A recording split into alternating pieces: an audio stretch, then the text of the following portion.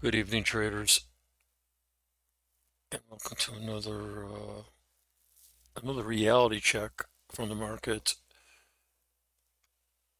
And the pouncing it took, it just blew through everything today, all three markets. And for what it's worth, the warning shots were being pretty much fired. Yes, they actually fired yesterday. I talked about it, about how the Dow broke the trend, theirs, and it was rather steep at the time, as all three markets were. Um, Oops, going the wrong way. So, so again, it starts today. And if you were paying any attention to it, and I understand that the Dow really shouldn't be setting a tone for the ES. They're just the broader market is just a little bit stronger, a little bit different, carries more weight. Nonetheless, you can't discount the fact that it rolled and it showed weakness all morning. And if I don't know if for those who trade it had watched this session, the morning was really a chop fest, and it was it was just really fighting it up there. It was like really hard swings between, interesting enough, between 40.17 and 40.27, and then eventually what they did. And I talk about this. You have to pay attention to the market from both sides, regardless of the momentum and the trend.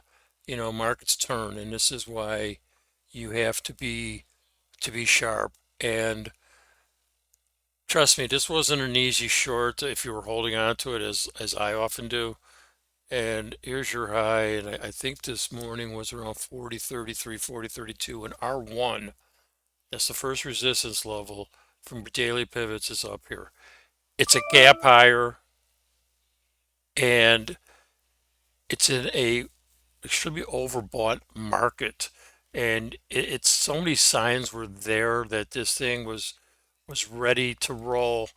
And this eventually, you can just see they just fought it, but it slowly just dripped and it just ripped apart. And, you know, from a strategy standpoint and trading it in hopes of maybe getting movement both ways, the actual mindset is what are we going to do at the 200? And I think they pretty much made up their mind with that as well. So, you know,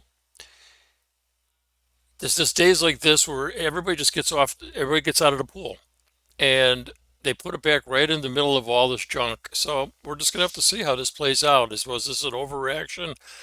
Maybe, maybe not. I mean, once again, the market is just continuing to struggle with 4,000. It has five times since we made that contract high, and that is this trend line right up here.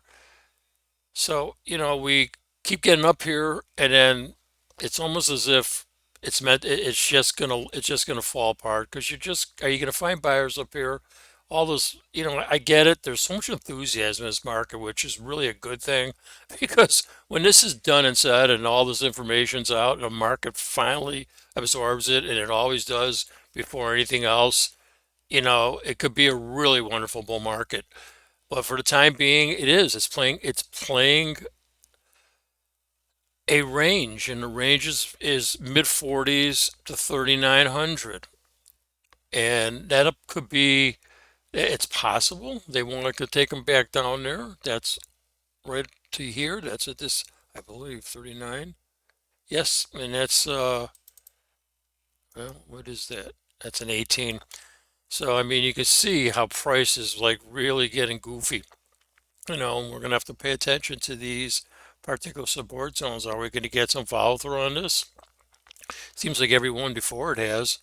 Here's one failure. Here's a failure. Here's a failure. So, I don't know. It's once again, I just think I talk about this all the time. The market's just playing greed and fear back and forth is what it's doing. So until it finds itself, and everybody settles in and gets a comfort zone with where we're headed, then we'll get a nice little base. You just got to you got to play the range and the extremities. So, it's 3,900 where this thing broke out. It's going to be an important level. and obviously you have the super support down here at 38. So that's just if thinking for the long haul. You know, tomorrow's another day. We'll see how they play this out. Like I said, it was a short from R1 early, and it was just a trend day. There was not. I took a long at the 200. It provided a couple of handles. So you can just see it wasn't holding. It wasn't holding water. I pulled it up to a scratch. I got yanked, and you can see they set the rest of the day under it. In fact, they rammed them all the way through both of these MAs and closed all the way down here, and that's the 50. So that's the number you're going to want to pay attention early tomorrow. It's going to be the 50 when we're kind of right at it. So I don't know. We're going to have to see how this plays overnight, what type of follow through there is. So just another reality check in the market, guys, and just keep your keep your mind open to the ideas. The trend is really strong in all these markets. Look at this, and once again, I said you get once it's this is good. This is a good way of getting a good feel for these markets because they're very in line with each other. It's different each time. There was a stretch where the Nasdaq was leading. They were in their own hemisphere. And whenever they'd roll over, it would be like a ripple effect, and it would end up following through in ES and in a YM. So let's just see how this plays out tomorrow. That's all you can really do, and you're gonna look. You just got to pay attention. You want to get run over. You want to get confirmation. I mean, you just don't know what type of momentum this is going to carry.